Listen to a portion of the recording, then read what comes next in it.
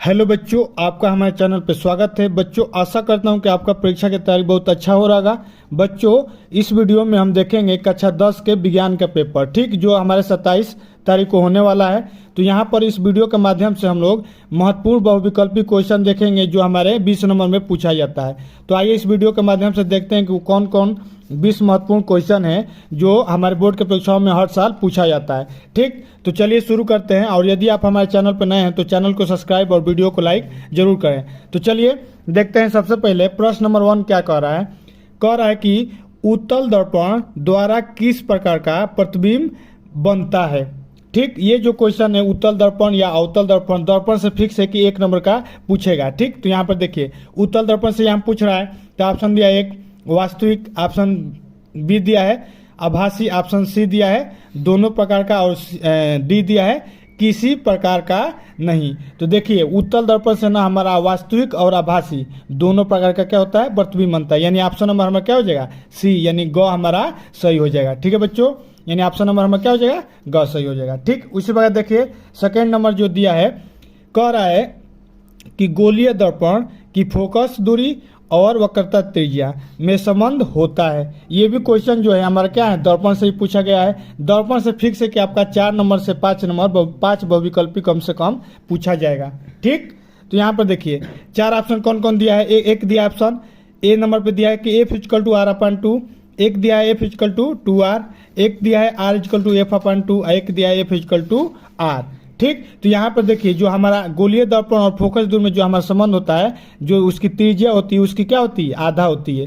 ठीक, उसका डायमीटर का कितना हो जाएगा, d/4 हो जाएगा। यानी हमारा सही ऑप्शन क्या हो जाएगा, ए नंबर हो जाएगा। ठीक है बच्चों, यानी क नंबर हमारा क्या है, सही है। इसको एकदम कंठस्थ करके जाइएगा, ये वाला पार्ट ये वाला दोनों पार्ट हमारा बहुत महत्वपूर्ण है। ठीक, उसी प्रकार देखिए थर्ड नंबर क्या कह रहा है। थर्ड नंबर कह रहा है वाट घंटा मीटर मापक यंत्र है। जो वाट घंटा मीटर जो होता है यंत्र क्या है, किस चीज़ का है, विद्युत धारा नापता है, विभवांतर नापता है, सामर्थ्य बताता है, या विद्युत ऊर्जा बताता है। ये भी हमारा यंत्र से पूछा जाता है। ठीक, तो यंत्र से देखिए ये हमारा कहाँ से लिया है, इलेक्ट्रिसिटी से लिया गया है। तो यहाँ पर देखिए ये इसका जो हमारा सही आंसर हो जाएगा, इससे हम लोग क्या करते हैं, ऊर्जा नापते हैं। क्या नापते हैं, ऊर्जा नापते हैं। यानी ऑप्शन नंबर हमारा 4 सही हो जाएगा, यानी डी नंबर हमारा सही हो जाएगा। ठीक, उसके बाद देखिए क्वेश्चन नंबर चौथा नंबर देखिए, चौथा नंबर दिया है कि निम्नलिखित में से कौन अर्धचालक नहीं है। ठीक, अर्धचालक पूछ रहा है। ठीक, यहाँ पर देखिए सिलिकॉन क्या है, हमारा अर्धचालक है, जर्मेनियम भी अर्धचालक है, सेलेनियम, और एक कौन दिया है, सिल्वर। तो सेलेनियम भी हमारा क्या है, अर्धचालक है। यानी हमारा सिल्वर जो है हमारा क्या है, मेटल में आता है। यानी हमारा ऑप्शन नंबर डी क्या हो जाएगा, सही हो जाएगा। ठीक है बच्चों, और उसी प्रकार देखें क्वेश्चन नंबर 5। क्वेश्चन नंबर 5 कह रहा है कि चुंबकीय फ्लक्स का मात्रक है। ठीक, यहाँ पर ऑप्शन देखें चुंबकीय फ्लक्स से पूछा है। कह रहा है कि एक ऑप्शन नंबर ए दिया है कि न्यूटन पर मीटर इंटू एम्पियर, एक दिया है न्यूटन इंटू मीटर पर एम्पियर, फिर एक दिया है न्यूटन एम्पियर पर मीटर, एक दिया है वेबर पर मीटर स्क्वायर। तो इसका जो चुंबकीय फ्लक्स होता है, चुंबकीय फ्लक्स हमारा जो होता है एरिया होता है, और हमारा क्या होता है, और चुंबकीय क्षेत्र होता है। यानी इसका आंसर क्या हो जाएगा, न्यूटन मीटर पर एम्पियर होता है। यानी ऑप्शन नंबर में क्या हो जाएगा, बी सही हो जाएगा। ठीक है बच्चों, यदि वीडियो अच्छा लग रहा है तो वीडियो को लाइक करते जाइए। ठीक, उसके बाद देखिए क्वेश्चन नंबर 6 देखिए 6 नंबर क्या कर रहा है, कह रहा है कि चुंबकीय बल क्षेत्र 1, ऑप्शन 4 दिया है, सदिश राशि है, अदिश राशि है, अदिश व सदिश है, या न अदिश है न सदिश है। बच्चों ये जो क्वेश्चन है फिक्स है कि आने वाला है। ठीक, तो इसको ध्यान से पढ़ के जाइएगा। तो कह रहा है कि चुंबकीय बल क्या है, सदिश राशि है, अदिश राशि है, या दोनों है, या हमारा न अदिश है न सदिश है। तो इसका बच्चों हमारा सही आंसर हो जाएगा, ये हमारा क्या है, सदिश राशि है। ठीक है बच्चों, उसी प्रकार देखिए और देखिए कौन कौन सा प्रश्न जो है हमारे बोर्ड के परीक्षाओं के लिए महत्वपूर्ण है। यहाँ पर देखिए 7वां नंबर क्या दिया है, प्रश्न नंबर 7 दिया है कि लेंस में प्रकाश का जो लेंस होता है हमारा, उसमें प्रकाश का क्या होता है पूछ रहा है। यहाँ पर 4 ऑप्शन दिया है, क परावर्तन होता है, ख अपरावर्तन होता है, या एक पृष्ठ पर परावर्तन होता है, या इनमें से कोई नहीं। तो देखिए जो हमारा लेंस होता है, लेंस पे जब प्रकाश की लाइट गिरता है तो उसमें क्या होता है, अपरिवर्तन होता है। क्या होता है? अपरिवर्तन। लाइट उसके अंदर जाके और उसके बाद क्या होता है? अपरिवर्तन होता है। परिवर्तन मतलब कि पूरा रिफ्लेक्ट हो जाए, लेकिन उसमें क्या होता है? लाइट आर पार जाता है, यानी इसी से पता चल रहा है कि अपरिवर्तन होता है, यानी ऑप्शन नंबर हमारा क्या हो जाएगा? बी सही हो जाएगा। ठीक है बच्चों, उसके बाद देखिए प्रश्न नंबर 8 कह रहा है कि अब यहाँ से देखिए 7 जो क्वेश्चन था हमारा फिजिक्स से हो गया, कम से कम 7 फिजिक्स से आएगा, 7 बायोलॉजी से आएगा और एक 7 ऐसे करके एक किसी में से 6 आ जाएगा केमिस्ट्री में से, या 6 बायोलॉजी से आ जाएगा। ठीक, उसी प्रकार देखिए अब यहाँ से स्टार्ट हो जाएगा हमारा क्या?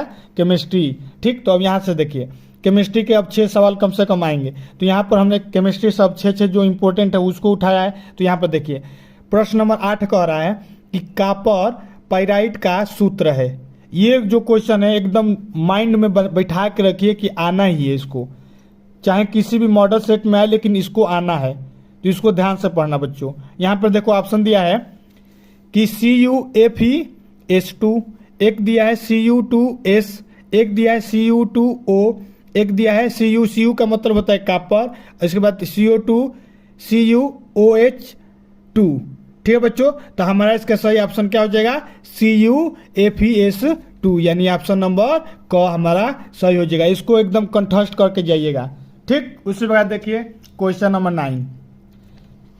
प्रश्न नंबर 9 कह रहा है कि किसी लवण को बूझे चूने के साथ गर्म करने पर NH3 बनाती है। मतलब किस लवण को चूने के साथ गर्म करेंगे ना तो अमोनिया, NH मतलब NH3 क्या है? हमारा अमोनिया है। तो अमोनिया किससे बनता है? ऑप्शन देखिए दिया है, क कह रहा है NaNO2, एक कह रहा है कि KNO3 या NH4Cl या हमारा NaNO3। तो हमारा जो होता है अमोनियम क्लोराइड जो होता है ऑप्शन नंबर सही हो जाएगा, ऑप्शन नंबर ग हो जाएगा। ठीक है बच्चों, यानी हम इसको भी कंठस्थ कर लीजिए, ये इसी प्रकार का क्वेश्चन आता है ये केमिस्ट्री में। ठीक, उसके बाद देखिए प्रश्न नंबर 10। प्रश्न नंबर 10 कह रहा है कि धावन सोडा के रूप में प्रयोग होता है, जो धावन सोडा होता है उसके रूप में प्रयोग होता है। यहाँ ऑप्शन देखिए NaCl तो होगा नहीं, ये नमक है। Na2SO4 ये भी नहीं होगा। Na2CO3 10H2O ये हमारा ऑप्शन नंबर यानी सी ही सही है। ठीक, आइए उसी प्रकार नेक्स्ट देखिए, जहां पर पानी दिख जाएगा धावन सोडा, H2O का तो फॉर्मूला पता है ना, तो वही बस सोडा, धावन सोडा का यूज क्या होता है? धोने में होता है, पानी बस H2O यहीं से याद रखिएगा। ठीक, अब आइए नेक्स्ट देखते हैं। प्रश्न नंबर 11 कह रहा है कि जल में हाइड्रोजन और ऑक्सीजन का आयतानुपात होता है। कह रहा है ना कि जो हमारा जल होता है H2O, उसमें हाइड्रोजन और ऑक्सीजन का आयतन का जो होता है ना अनुपात कितना होता है। ये जो क्वेश्चन है ना बहुत बार पूछा गया है, इस बार भी पूछा जाएगा। यहाँ पर देखो 4 ऑप्शन कौन कौन दिया है। एक दिया है 8:1, एक दिया है 1:2, एक दिया है 1:8, एक दिया है 2 और 1। यहाँ पर आपको कंफ्यूज करने के लिए 8 को 1 दे दिया है और 1 को 8 दे दिया है, तो बच्चे कंफ्यूज हो जाएंगे कि 8 आगे लगाएं कि 1 आगे लगाएं। तो ये बताइए हाइड्रोजन का क्या होता है? 1 होता है, ऑक्सीजन का 8 होता है ना, तो ऐसे याद करिए ना। तो ये हमारा सही ऑप्शन क्या हो जाएगा? 1 और 8 हो जाएगा, यानी 1 और 8 नंबर हमारा क्या है? सही है। 1:8 में जो उनका आयतन होता है 1:8 होता है। ठीक है बच्चों, अब देखिए नेक्स्ट देखिए, कह रहा है 12 नंबर प्रश्न की लिथियम विकर्ण संबंध प्रकट करता है सोडियम के साथ, पोटासियम के साथ, एल्युमिनियम के साथ, मैग्नीशियम के साथ। तो जो हमारा लिथियम होता है, लिथियम जो हमारा होता है हमेशा किसके साथ करता है? मैग्नीशियम के साथ करता है। एक चीज याद रखिए, जो हमारा विकर्ण है, विकर्ण संबंध जितना भी है उसको एकदम कंठस्थ करके जाइएगा। विकर्ण से एक प्रश्न फिक्स की आने वाला है, यानी हमारा ऑप्शन नंबर यहाँ पर देख लीजिए डी होगा, मैग्नीशियम। ठीक, उसी प्रकार देखिए नेक्स्ट क्वेश्चन। प्रश्न नंबर 13 कह रहा है कि यूरेनियम है, यूरेनियम जो हमारा है वो क्या है? क्षार धातु है, अधातु है, अस्थायी तत्व है या संक्रामक तत्व है, संक्रामक धातु है। ठीक, तो यूरेनियम हमारा क्या है? अंतम सक्रातम धातुनम। ठीक है, यानी ऑप्शन नंबर डी हमारा सही हो जाएगा। ठीक है बच्चों, यूरेनियम जो होता है अस्थिर रहता है ना, वो बहुत एक्टिव रहता है, वो अपने अवस्था में रह नहीं पाता है। ठीक, यूरेनियम हमेशा रेडिएशन क्षय करता है। ठीक, अब आइए देखिए नेक्स्ट नंबर क्वेश्चन नंबर प्रश्न नंबर 14।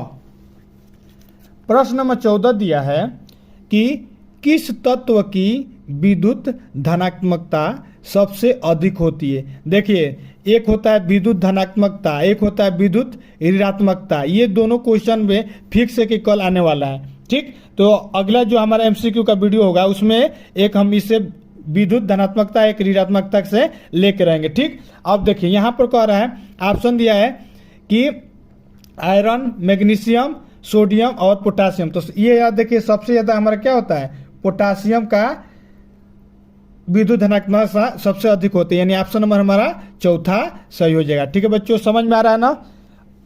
अगर नहीं समझ आ रहा तो कमेंट करो।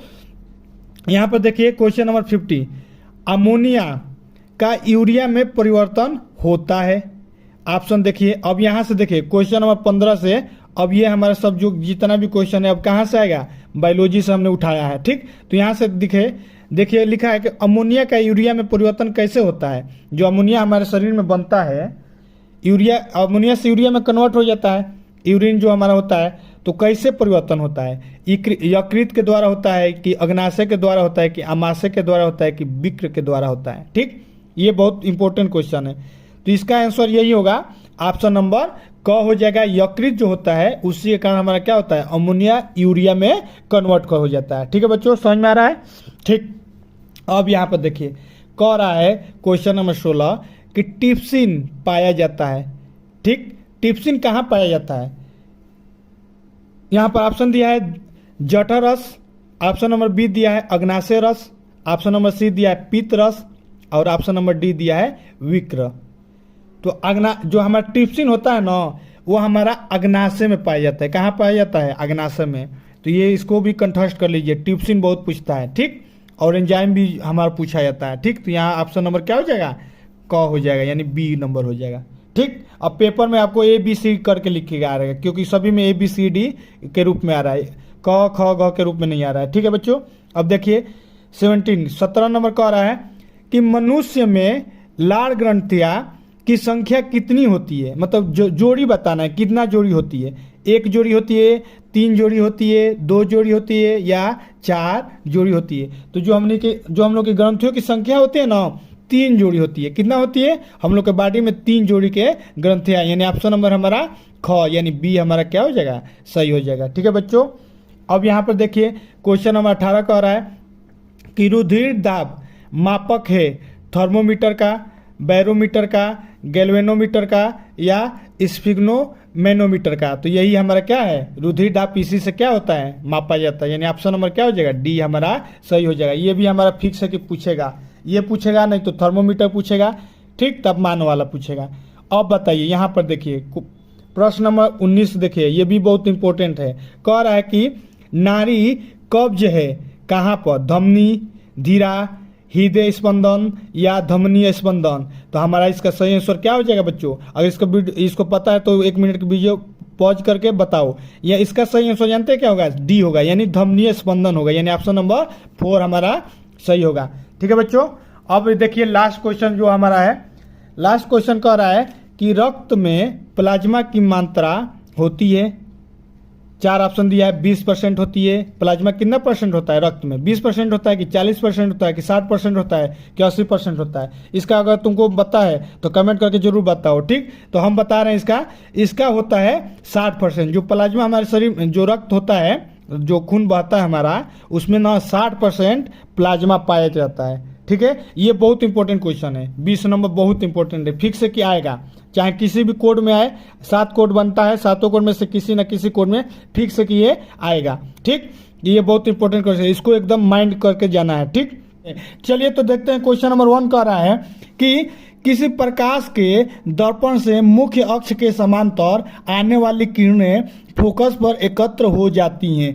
ऑप्शन दिया ए अवतल पर, समतल पर, सी दिया उत्तल पर या किसी से नहीं। बताइए बच्चों, जो हमारे दर्पण पे मुख्य अक्ष के समांतर जो किरणें फोकस पर एकत्र होती हैं, कहाँ पर होती है? तो आपको बताइए अवतल पे होती है। कहाँ होती है बच्चों? अवतल पे होती है, यानी ऑप्शन नंबर हमारा क्या हो जाएगा, ए सही हो जाएगा बच्चों। ठीक है बच्चों, उसी प्रकार देखिए प्रश्न नंबर 2 दिया है कि उत्तल लेंस होता है।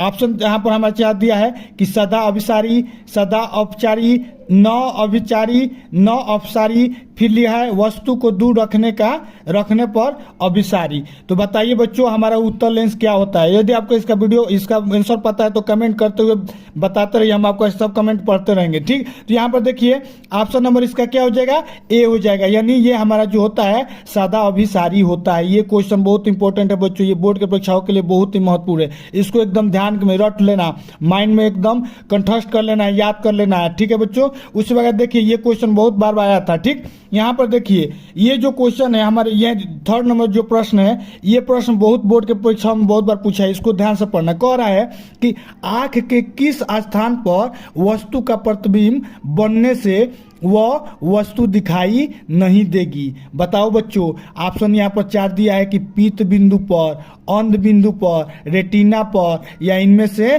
कोई नहीं। तो जो हमारा प्रतिबिंब बनने पर वस्तु दिखाई नहीं देता है तो इसका हमारा सही होगा अंध बिंदु पर। अगर हमारा प्रतिबिंब बनेगा तो क्या होगा, कुछ भी आप नहीं देख पाएंगे। ये जो हमारा वीडियो बनना है, चाहे आप कुछ भी करना है, वो नहीं देख पाएंगे। कब नहीं देख पाएंगे, जब आपका प्रतिबिंब अंध बिंदु पे बनेगा तो बच्चों।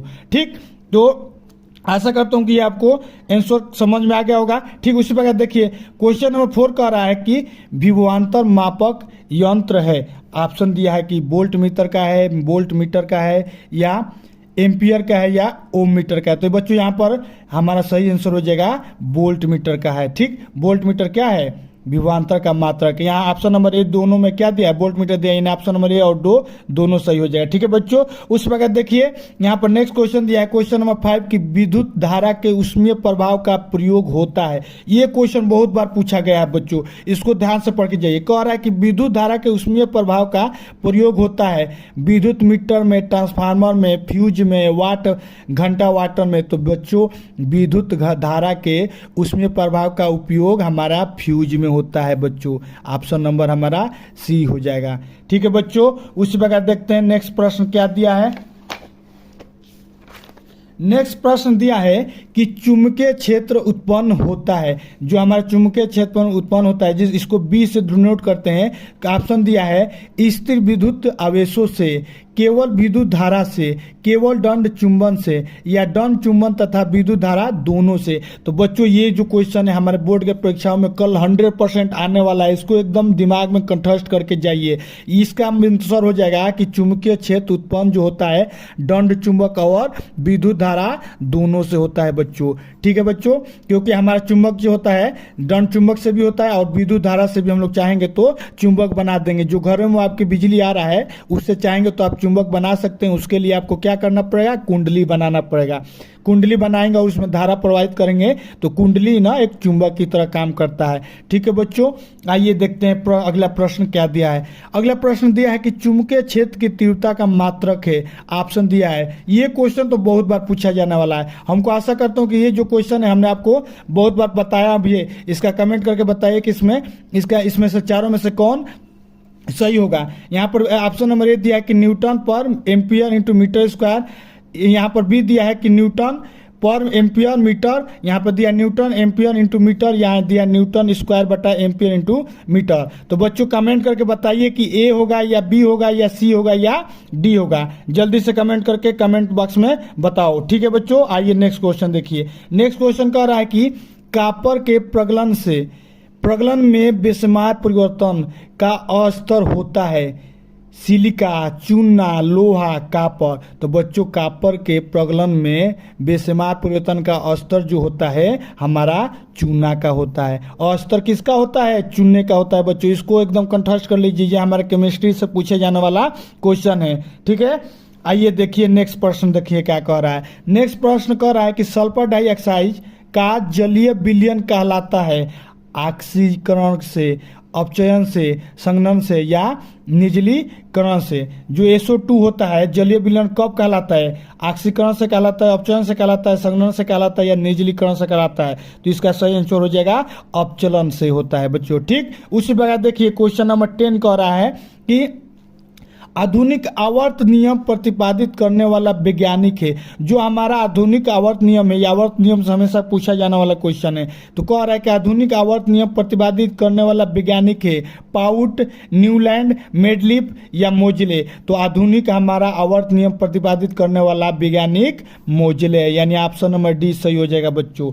आशा करता हूं कि जो जितने भी क्वेश्चन आपको बता रहा हूं आपको समझ में आ रहा होगा। ठीक, उसी प्रकार देखिए नेक्स्ट प्रश्न दिया है कि एक त्रिक बंध वाले हाइड्रोकार्बन का सामान्य सूत्र होता है। ऑप्शन देखिए, ये त्रिक बंध वाला क्वेश्चन बहुत बार पूछा गया है। ठीक है बच्चों, त्रिक बंध द्विबंध वाला हमेशा पूछता है। तो यहाँ पर देखिए ऑप्शन दिया है CnH2n+2, CnH2nO, CnH2n-2, CnH2n+1। तो बच्चों एक त्रिक बंध वाले हाइड्रोकार्बन का जो सामान्य सूत्र होता है CnH2n-2। यहाँ पर त्रिक बंध है, त्रिक बंध में यहाँ पर n में से हमारा क्या हो जाएगा 2n घट के उसको जो n रहता है उसमें 2n से गुणा करके -2 कर दिया जाता है। ठीक है बच्चों, आइए देखते हैं नेक्स्ट प्रश्न क्या कह रहा है।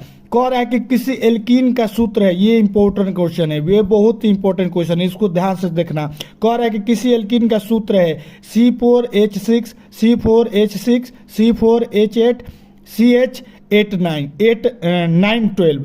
ठीक, तो बच्चों ये जो क्वेश्चन है, यदि आपको इसका आंसर पता है तो कमेंट करके जरूर बताते रहो। ठीक, देखो इसका आंसर होगा कि किसी एल्कीन का जो सूत्र होता है C4H8 होता है, यानी CnH2n के रूप में हमारा होता है। ठीक है बच्चों, उसी प्रकार देखिए नेक्स्ट प्रश्न दिया है कि श्वेत ग्रंथियां की संख्या होती है, जो हमारी श्वेत ग्रंथियां होती है कितने उसकी संख्या होती है 20 से 25, 10 से 15 लाख और या 5 से 10 लाख या हमारा 10 से 20 लाख।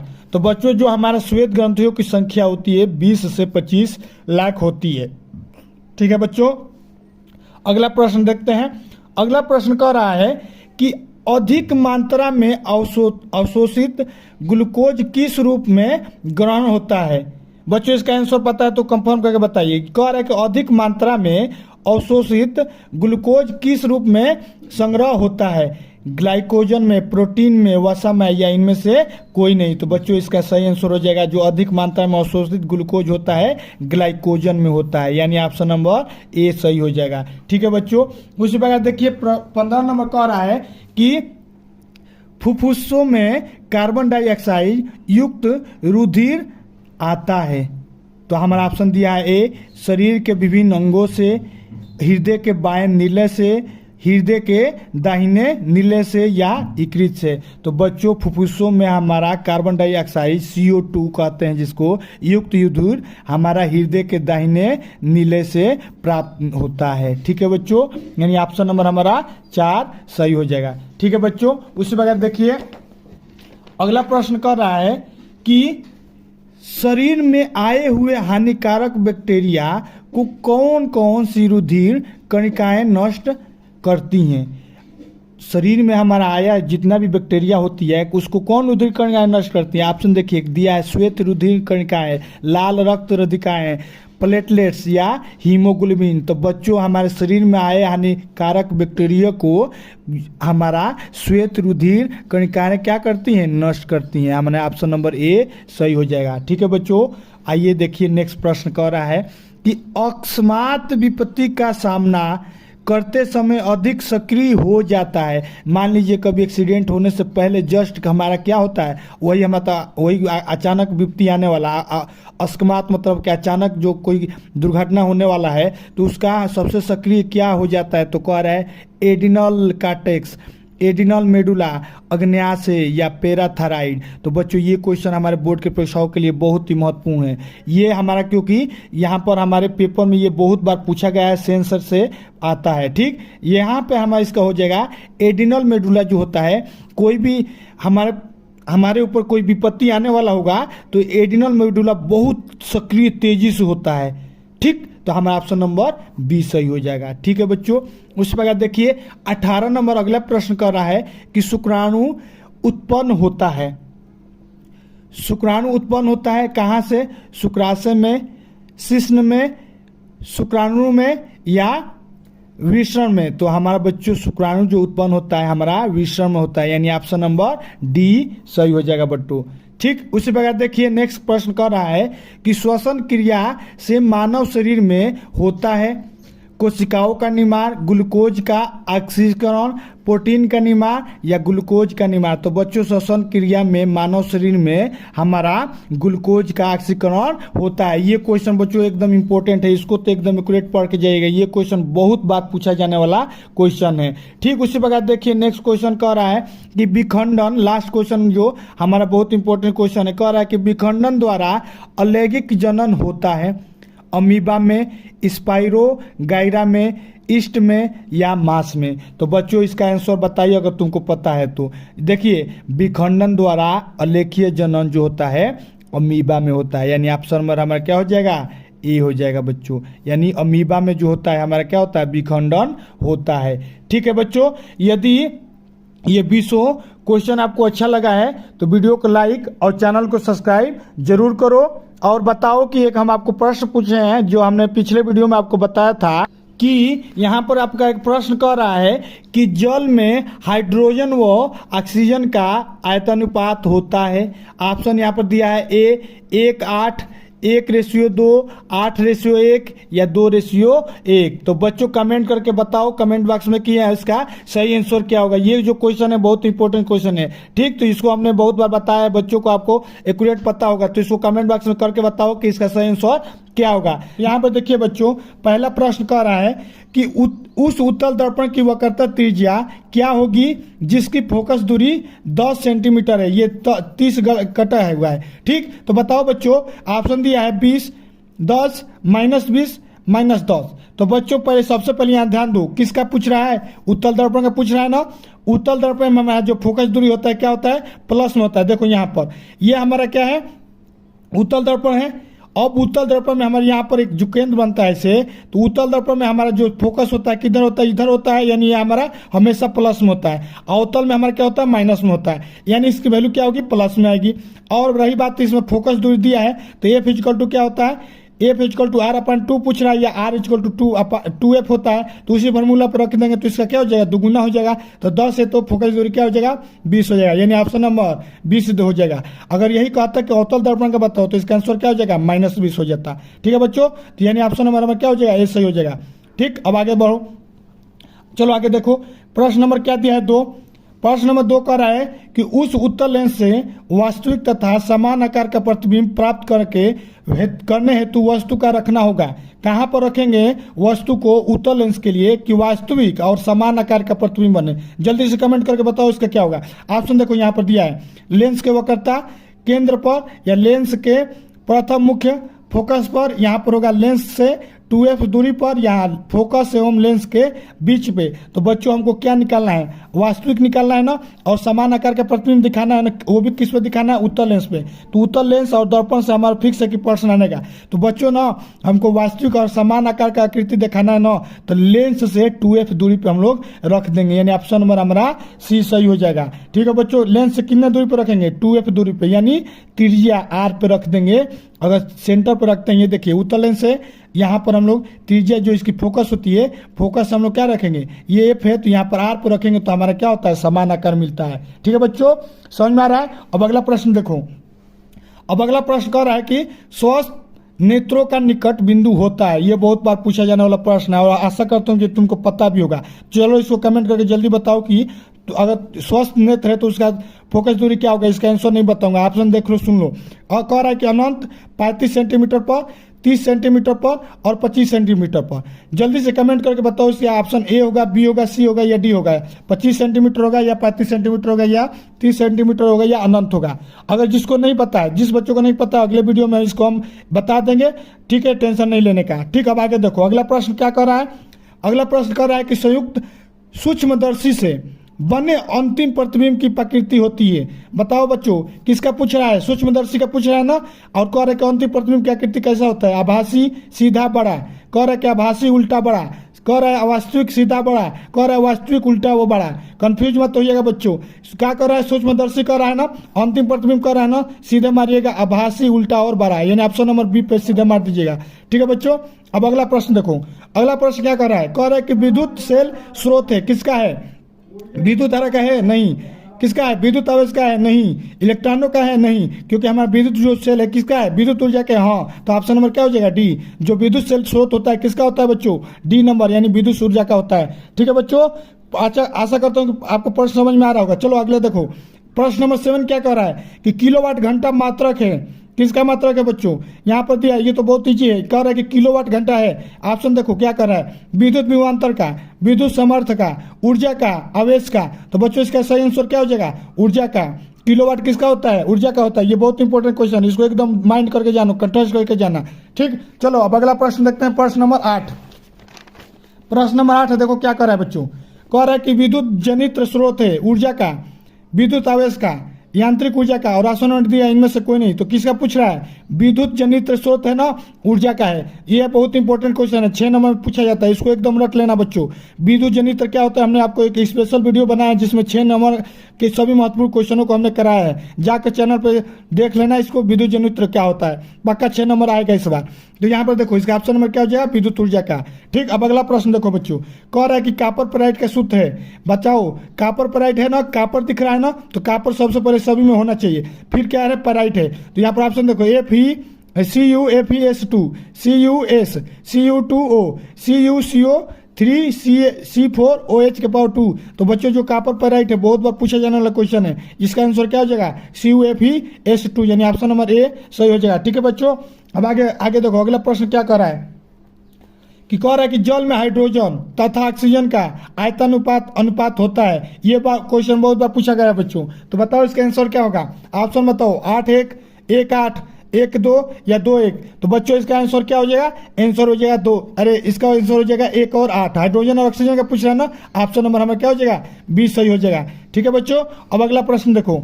अगला प्रश्न कह रहा है कि किसी आवर्त में बाएं से दाएं ओर बढ़ने पर तत्वों की क्या होती है? धन विद्युत प्रकृति बढ़ती है, धातुकता बढ़ती जाती है, आयनिक त्रिज्या बढ़ती जाती है, या तत्वों की ऑक्साइड की क्षारीय प्रकृति घटती है। तो बच्चों इसका आंसर क्या हो जाएगा? जो हम किसी भी आवर्त से जो होता है 118 तत्व होता है, उसमें जो आवर्त होता है, अगर हम लोग बाएं से इधर क्यों जाएंगे, दाएं क्यों से बढ़ेंगे ना, तो उसका क्या हो जाएगा? ऑक्साइड वाला जो क्षारीय प्रकृति होता है घटने लगता है, यानी ऑप्शन नंबर डी सही हो जाएगा। ये बहुत बार पूछा जाने वाला प्रश्न है। अब आगे देखो बच्चों, अगला प्रश्न कर रहा है कि विविध श्रृंखला यौगिकों का उदाहरण है एथेन, बेंजीन, पिरिडीन या साइक्लोप्रोपेन। तो बच्चों इसका सही आंसर क्या होगा? विविध श्रृंखला पूछ रहा है ना, यौगिक का उदाहरण क्या है? तो एथेन हो जाएगा, ऑप्शन नंबर ए सही हो जाएगा।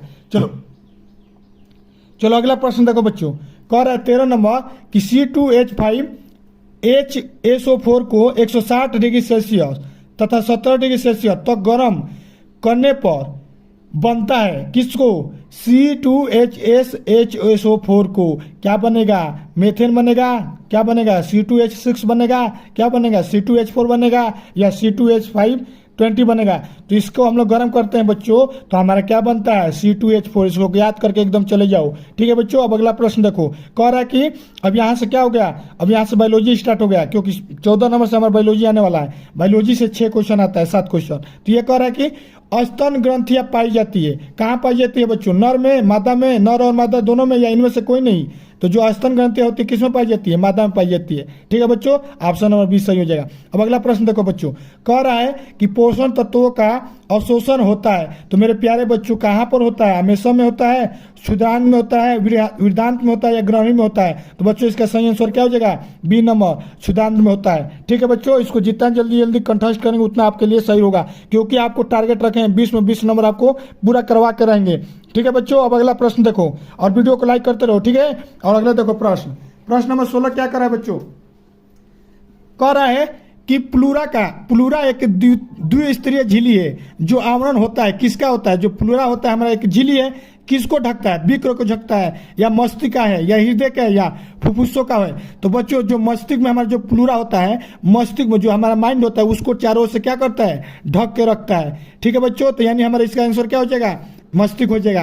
हृदय का बताओ कमेंट करके, हमने आपको बताया था पिछले वीडियो में, हृदय को कौन ढक के झिल्ली रखता है? यानी जो थैली हृदय जिसमें रहता है, किस थैली में रहता है, किस झिल्लीनुमा थैली में रहता है? जल्दी कमेंट करके बताओ, हमने इसका बताया भी है। ठीक, अब अगला देखो, कह रहा है कि लसिका में से नहीं होता है जल, श्वेत रुधिराणु, लाल रुधिराणु या प्रोटीन? तो जल्दी बच्चों कमेंट करके बताओ लसिका में क्या होता है। ऑप्शन नंबर देखो जल्दी है, यानी इसका देखो लसिका में जो नहीं होता है वो हमारा होता है लाल रुधिराणु, उसमें लाल नहीं होता है। ठीक है बच्चों, श्वेत होता है, केवल हमारा श्वेत लसिका में होता है। अब चलो प्रश्न नंबर 19 देखो क्या कर रहा है बच्चों। कह रहा है कि शरीर के दो कार्य की स्थिरावस्था कहलाती है। कैलस मोनोस्टेट, कह रहा है कि होमोस्टेटिस, और कह रहा है कि अंतर्भर्जन। तो जल्दी बताओ बच्चों, जो शरीर के दो कार्य स्थिरावस्था में कहलाती है उसको हम लोग क्या कहते हैं? होमोस्टेटिक कहते हैं। ठीक है बच्चों, अब अगला प्रश्न देखो। अगला प्रश्न कह रहा है 19 नंबर कि प्रकाश संश्लेषण होता है। जो बताओ बच्चों प्रकाश संश्लेषण कहाँ होता है? क्लोरोफिल ए में या क्लोरोफिल बी में या क्लोरोफिल ए और बी दोनों में या जेंथोफिल दोनों में, जेंथोफिल में। तो जल्दी से इसका कमेंट करके बताओ बच्चों इसका आंसर क्या होगा। तो जो देखो बच्चों जो प्रकाश संश्लेषण होता है ना हमारा क्लोरोफिल और ए और बी दोनों में होता है। ठीक है बच्चों, अब अगला प्रश्न देखो। अगला प्रश्न कह रहा है कि विखंडन द्वारा अलैंगिक जनन होता है। कहाँ पर होता है? अमीबा में, स्पाइरोगाइरा में, स्टा में या मांस में। तो बच्चों कमेंट करके जल्दी बताओ कि इसका आंसर क्या होगा। इसका आंसर क्या हो जाएगा? जो विखंडन द्वारा अलैंगिक जनन होता है वो हमारा अमीबा में होता है। तो चलिए यहाँ पर देखिए बच्चों प्रश्न नंबर 1 कह रहा है कि वाहनों में पीछे के दृश्य को देखने के लिए लगे दर्पण द्वारा आवर्धन है। बच्चों ये जो क्वेश्चन है पिछले साल पूछा गया था। 7 मॉडल सेट बनते हैं टोटल बच्चे। 7 मॉडल सेट में से हम जो जो इम्पोर्टेंट क्वेश्चन है वही हमने सिलेक्ट किया है, जो उसके भी पीछे साल आए हैं। ठीक है बच्चों, तो चलो बताओ इसका जल्दी से कमेंट करके इसका उत्तर क्या होगा। कह रहा है कि वाहनों में पीछे के दृश्य को देखने के लिए लगे दर्पण द्वारा आवर्धन, जो आवर्धन होता है क्या होता है? 1 से कम होता है, 1 से अधिक होता है, 1 होता है या 1 से कम या अधिक होता है। तो बच्चों इसका सही आंसर क्या हो जाएगा? 1 से हमेशा कम होता है। किसके लिए? क्योंकि हम लोग जो पीछे दर्पण लगा होता है बच्चों वो हमारा क्या होता है? दर्पण उत्तल दर्पण होता है, और उत्तल दर्पण में हमेशा हमारा जो इमेज बनता है छोटा बनता है, इसी कारण 1 से क्या होता है? कम होता है। यानी ऑप्शन नंबर हमारा क्या हो जाएगा? ए सही हो जाएगा। ठीक है बच्चों, उसी प्रकार देखो अगला प्रश्न कह रहा है प्रश्न नंबर 2 कि परावर्तन के नियम लागू होता है।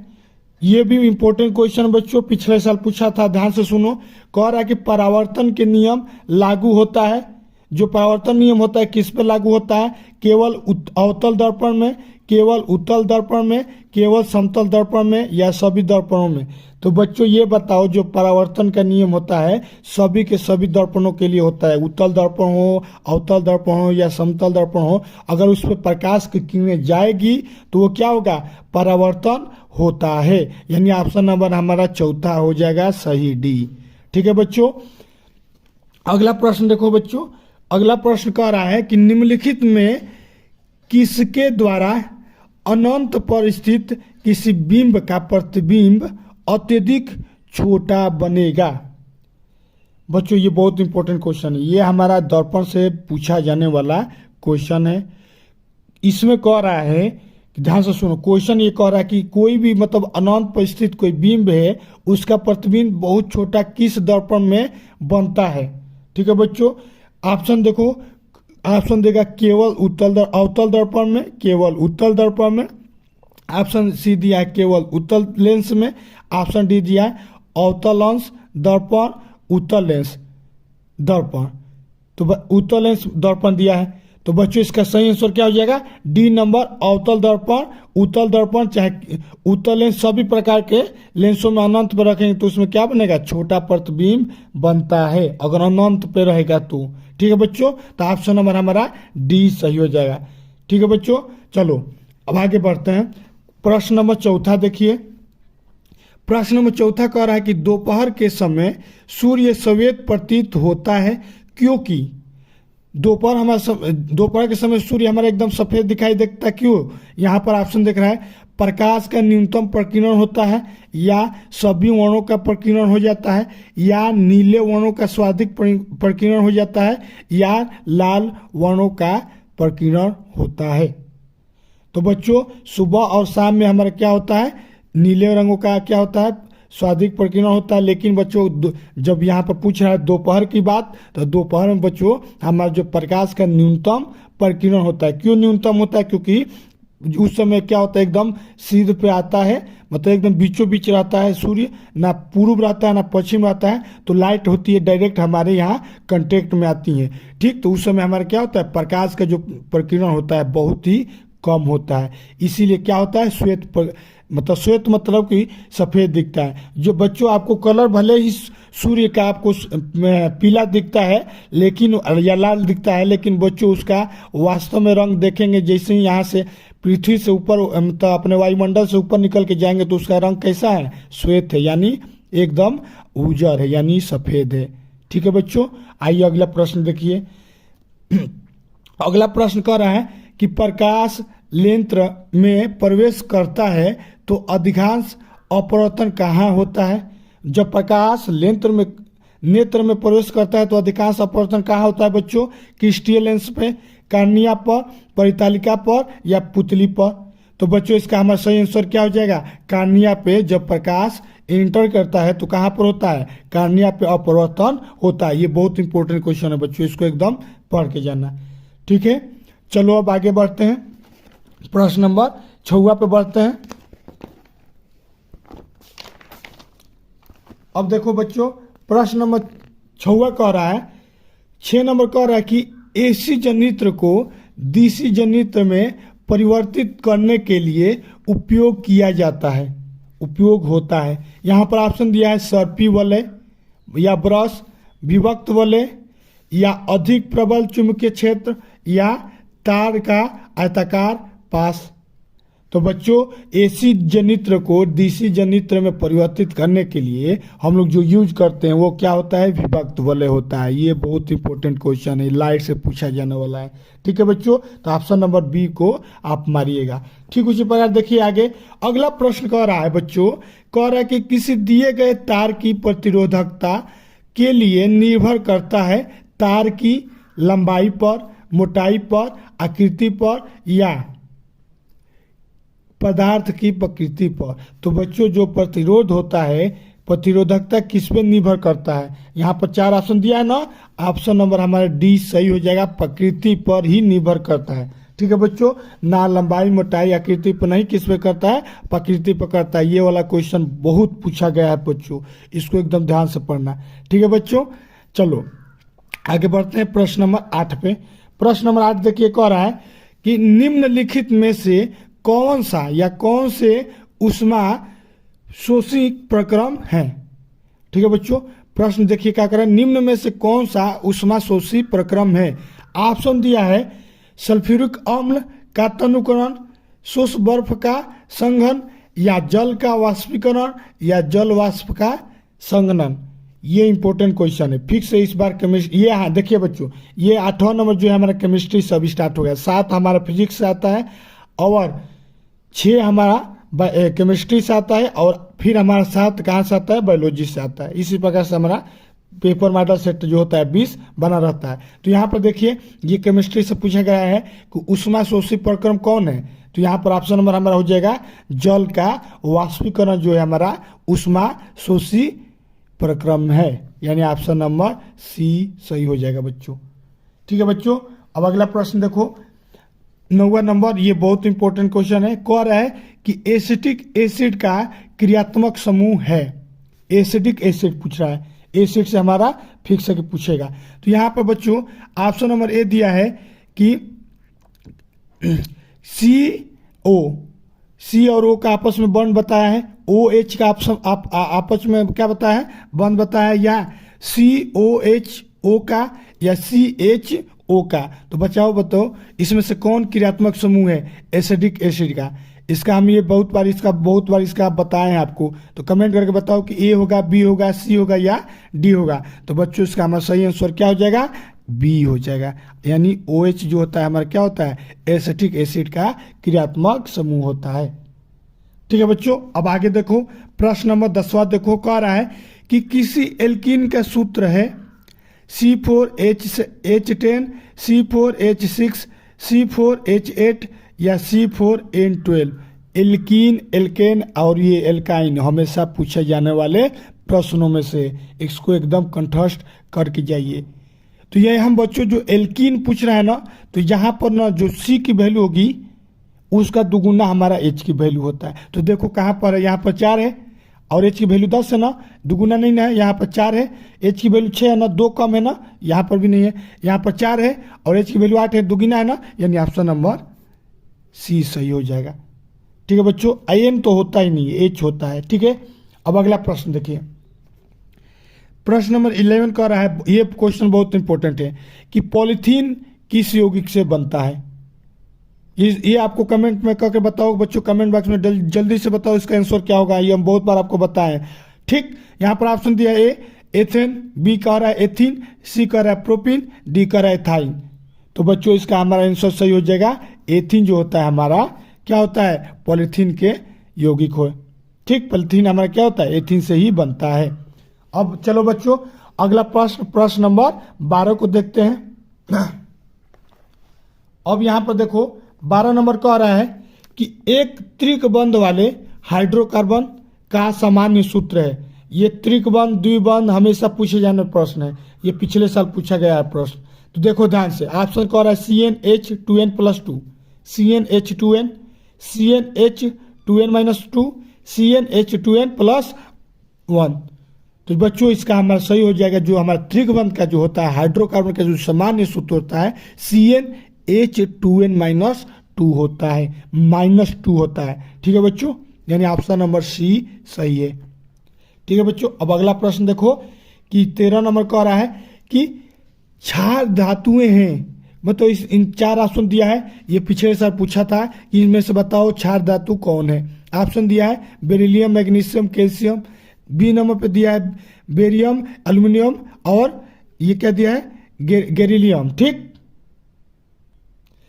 ठीक, उसी प्रकार सी नंबर दिया है लिथियम, सोडियम, पोटासियम, और यहाँ पर दिया है कॉपर, सिल्वर और गोल्ड। ठीक है बच्चों, तो इसका हमारा सही आंसर क्या हो जाए, जल्दी कमेंट करके बताओ। क्षार धातुएं हमारे कौन कौन सी है, तो हमारे क्षार धातुएं जो होती हैं हमारा लिथियम, सोडियम और पोटासियम, यानी Na और K होता है, यानी ऑप्शन नंबर C हमारा सही हो जाएगा। इसको एकदम कंठस्थ कर लीजिए कि लिनाक जो होता है हमारा क्षार धातुएं हैं, ऐसे याद कर दीजिएगा। ठीक, अब अगला देखिए, प्रश्न नंबर 14 कह रहा है कि दाएं नीले से अशुद्ध रुधिर किस अंग में चला जाता है। ऑप्शन दिया है फेफड़ों में, हृदय में, पाचन अंग से, त्वचा से। तो बच्चों हमारे दाएं नीले से जो अशुद्ध रुधिर होता है, अशुद्ध रुधिर जो हमारा कह रहा है किस अंग से चला जाता है, और रुधिर मतलब कि हमारा ब्लड, जो ब्लड होता है किस अंग से चला जाता है, तो हमारा फेफड़ों से चला जाता है, यानी ऑप्शन नंबर A सही हो जाएगा। ठीक है बच्चों, ये पिछले साल प्रश्न पूछा गया था। अब प्रश्न देखिए 15 नंबर कह रहा है कि रक्त का थक्का जमने के लिए आवश्यक है NaCl, थ्रोम्बिन, पोटासियम या कैल्शियम। तो बच्चों जल्दी से बताओ कि रक्त का थक्का जमने के लिए क्या आवश्यक है, तो हमारा ऑप्शन नंबर B यानी थ्रोम्बिन होगा, यानी B नंबर सही हो जाएगा। ठीक है बच्चों, चलो अब आगे बढ़ो। प्रश्न नंबर 16 देखो, ये कह रहा है कि विक्रोह का कार्य है श्वसन, परिवहन, उत्सर्जन या फुफ्फुस। तो बच्चों जो विक्र होता है, विक्र यानी लीवर, क्या होता है किडनी का मेन कार्य क्या होता है, उत्सर्जन का काम होता है, यानी B नंबर, यानी हमारा ऑप्शन नंबर B सही है। यानी जो विक्र होता है हमारा उसका मेनली काम क्या होता है, उत्सर्जन करना होता है, यानी किडनी का मेन काम क्या होता है, उत्सर्जन करना होता है मलमूत्र को। ठीक है बच्चों, ये बहुत बार पूछा जाने वाला इंपॉर्टेंट क्वेश्चन है। ठीक है, आप देखें, चलो आगे बढ़ते हैं। आगे हम लोग का कह रहा है कि प्रश्न नंबर 17 कह रहा है कि इंसुलिन हार्मोन बनाते हैं थायरॉक्सिन, गेरेक्स्टिन, ग्लूकोजन या एड्रेनलिन। तो बच्चों जो इंसुलिन हार्मोन कौन बनाता है, ऑप्शन दिया है पहला नंबर वही नहीं, थायरॉक्सिन जो होता है वही हमारा क्या होता है, इंसुलिन हार्मोन बनाता है, यानी ऑप्शन नंबर A सही हो जाएगा बच्चों। ठीक, ये भी प्रश्न जो था पिछले साल पूछा गया था। ये देखो, ये 18 नंबर, ये वाला प्रश्न पिछले साल, उसके पिछले साल लगातार ये 3 साल पूछा है। इसको ध्यान से देखो, कह रहा है कि पत्तियों द्वारा कायिक प्रवर्धन होता है पुदीनों में, आलू में, बायोफिल्म में या सभी में। तो जो कायिक प्रवर्धन हमारा जो होता है पत्तियों में, वो किस में होता है बच्चों? बायोफिल्म में होता है। यानी ऑप्शन नंबर सी हमारा सही हो जाएगा यहाँ पर बच्चों। ठीक है बच्चों, अब आगे बढ़ते हैं। चलो 19 नंबर कह रहा है कि खंडन द्वारा अलैंगिक जनन है अमीबा में, स्पाइरोगाइरा में, मांस में या ईस्ट में। तो बच्चों इसका सही आंसर क्या होगा? जो खंडन द्वारा अलैंगिक जनन होता है हमारा स्पाइरोगाइरा होता है, यानी ऑप्शन नंबर बी सही हो जाएगा। जो अब अगला प्रश्न देखो, कह रहा है कि निषेचन के बाद फल में बदलता है। ऑप्शन दिया है बाह्यदल, पुंकेसर, अंडाशय और यहाँ पर दिया है बिंजासम। ठीक है बच्चों, तो इसका सही आंसर क्या होगा? जो निषेचन के बाद हमारा जो फल बदलता है वो हमारा होता है अंडाशय, यानी ऑप्शन नंबर सी सही हो जाएगा। ठीक है बच्चों।